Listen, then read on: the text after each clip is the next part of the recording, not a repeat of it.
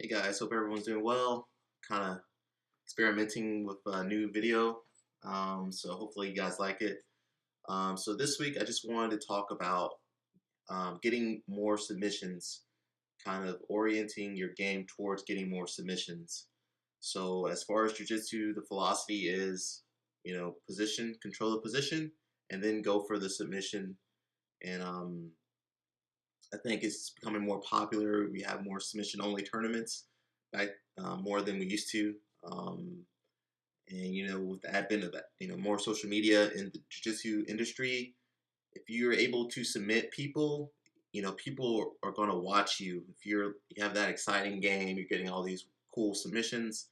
People are going to watch you. Flow grappling, IBJJF. So I think a lot of people are going to be wanting to get into developing more submission oriented games. So I just want to talk a little bit about that. Submissions, that is kind of the point behind jiu-jitsu. So when I get a new student coming in, I kind of will show them, we'll talk about the history of jiu-jitsu and why it's so effective, why you want to go to the ground, or why we practice on the ground as opposed to just techniques. So submissions, there are a lot of different submissions out there, and I can say not 100% sure, but like 95, 99% sure that it's very style dependent. Okay, guys. So your submissions, the submissions you go for, the submissions that you like, it's really going to be based off your body type and your personality and your style. So that comes with a lot of experimentation, a lot of rolling, a lot of positional sparring. So um, when I'm helping someone work on their submissions, I will usually kind of ask them like, hey, what submissions are you getting currently? What submissions do you do now? As opposed to what submissions do you want to get? Because that's kind of a different topic, and that's about more like developing your game, which I'm talking about now, but it's kind of different topic for another day.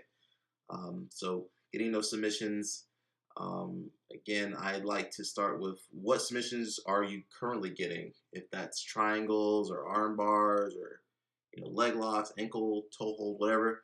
Um, it's really important that you start to understand the positions behind those submissions. And again, that's the philosophy of jiu-jitsu. And I'll never forget being a white belt, and I remember getting my first submission. And man, I couldn't tell you what happened. Couldn't tell you how I got that thing. I think it was an armbar from guard somehow. Man, I didn't know what happened. So I wasn't able to replicate that armbar for a long, long time because I didn't even understand how I got there. And starting out, that's how it's going to be. You don't know how you get there. You just get the submission, and you're just like, I got it. I did. I tapped the person out. Um, so understanding the positions that lead you into those submissions is super, super important. And realistically, I don't think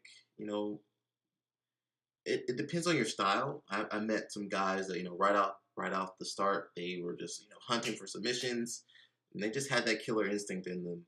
But most people kind of don't have that, or they have to develop something similar to that. So understanding the positions will lead you to the submissions, um, and that's really the secret, guys. Control the position, get the submission. But once you get your positions, you want to start to kind of see where those positions lead you to, what submissions those positions will lead you to. If you're really good at passing the guard and get the side mount, but it's like once you pass, you don't have any submissions. It's just like, oh, okay, I got the side mount, and you just let the person back up or recompose, and then you pass again, which is fine. That happens. There's some high level guys at black belt. That's all they do. They don't submit nobody, but they can pass that guard all day. Um, but if you want to push yourself, especially in my example, like, hey, you get the side mount, and you have to now kind of ask yourself, what options do I have? What submissions can I get? What submissions can I go for? Is this submission too risky? Or um, so a lot of it is experimentation. That positional sparring is really important for developing your submissions, and it takes a lot of practice, a lot of just rolling to get those submissions, guys. It doesn't happen overnight. I don't know any secret for that. There is no secret for that. You just got to get in there and you go for the submission and the person gets out. Okay, you go for another submission, the person gets out again. You go for another submission, that person gets out again. And eventually you get to a point where you're like, man, I'm gonna hold it. I'm too tired. I gotta hold this thing. If I go for my submission, I gotta get it. And there is a changing of your mindset that usually happens because usually at white belt, blue belt, just getting your butt kicked. Purple belt, things start to click a little bit, but maybe you're not really submitting people that much too often. Of course, there's some outliers out there, guys, but it's not really until like I feel like maybe brown belt, but really black belt that your submission game really comes together, because at that point you should have enough data, enough information from rolling and positional sparring that kind of all the options from your positions. If you have a really good guard, all the options the guy on top has. If you're really good on the side or knee on belly, like if the guy all the options you have. The guy pushes off of here, he tries to turn. You're gonna have so much data built up over the years that you're gonna be able to react, and it's gonna seem like you can read the future, even though it's just trial and error. You've been put in those positions so many times. You can kind of predict what the person might do. I mean, you never know 100%, but you kind of have a good idea. Oh, he's doing this move. Okay, I know what he's gonna do. I've been kind of all over the place, but again, if you want to develop better submissions, you got to learn how to control your positions and explore your positions using positional sparring to see what the guy is going to do and how you can impose your game. And you always want to go towards your strengths, guys. So if you got a good triangle, don't just try and do like a toe hold out of nowhere. Try to develop your triangle. Maybe you might develop a good armbar or umapata, and you'll see how everything is connected. But the one thing I've learned a lot about submissions is that we can't force those things.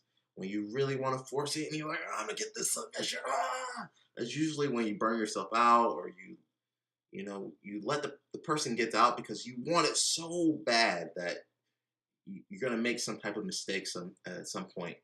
So one thing I do now, like I love getting the submission, but if it's not there, man, it's not there. It's kind of like a girl. If she's not feeling you, there's nothing you can do to force that girl to feel you. Same thing with your submissions. That submission's not. I don't think it's not gonna happen today, guys. So I'll try and control my positions better and maybe try something else instead of just blowing all my energy on one attack. Hey, maybe if I throw a few more attacks, the person will slip up. But just realize you can't force those submissions. And at black belt, people's defense is really great, guys. You're not gonna just catch them in something kind of flimsy. At black belt, usually it's like you dominated the person positionally, and man, like, and both guys know, like, you got me, you got me, you got me.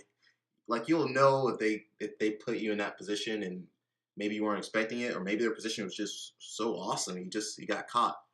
So I think that's kind of the philosophy behind jiu-jitsu that I follow. Of course, there's other types of jiu-jitsu out there where you kind of, I don't say you're more reckless, but you go for it more. But if you're always going for submissions kind of blindly, you're going to leave a lot of positions open. And especially a black belt, guys, you leave that position open, somebody's going to take it, So best not to leave yourself too open, too exposed. And sometimes got to go for it, guys.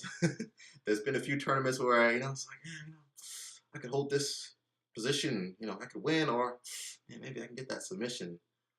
So you kind of have to ask yourself that, if that is that risk versus reward.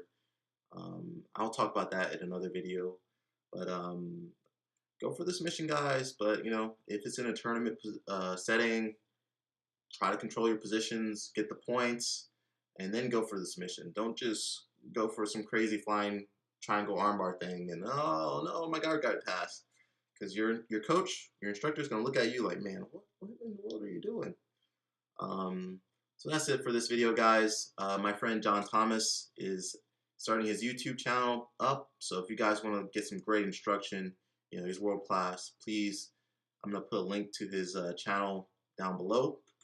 So please check him out. Subscribe to him for more videos. Of course, give me a subscribe too, guys. And until next time, peace out and ciao.